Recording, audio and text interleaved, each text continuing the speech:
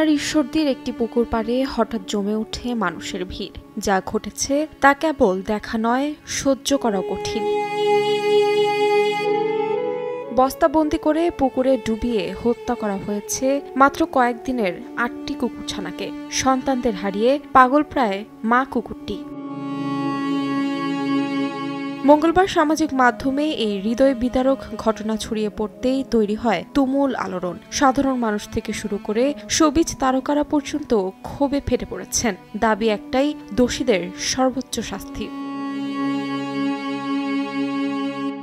খবরটি দেখে স্বাভাবিক হতে পারেননি অভিনেতা তৌসিফ মাহবুব। ব্যথা ভরা অনুভূতি জানিয়ে তিনি লিখেছেন, এমন নিষ্ঠুরতা মেনে নেওয়া অসম্ভব। একইভাবে ক্ষোভ প্রকাশ করেছেন অভিনেতা নিলয় আলমগীর। প্রাণী অধিকার নিয়ে দীর্ঘদিন ধরে সোচ্চার অভিনেত্রী জয়া আহসানও তীব্র নিন্দা জানিয়েছেন, চেয়েছেন খুনির সর্বোচ্চ শাস্তি। জয়া আহসানের সঙ্গে সুর মিলিয়েছেন তানিয়া বৃষ্টি, পরিমণি সহ আরও অনেক তারকা।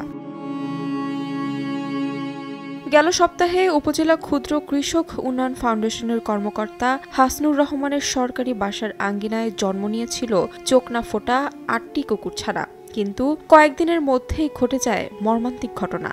একসময় দেখা যায় কুকুরছানাগুলো হঠাৎ উধাও। স্থানীয় লোকজনরা খোঁজ নিয়ে জানতে পারেন ছানাগুলোকে পুকুরে ফেলে হত্যা করা হয়েছে। পরে পুকুর থেকে মৃত ছানাগুলো উদ্ধার করে মাটি চাপা দেওয়া হয়।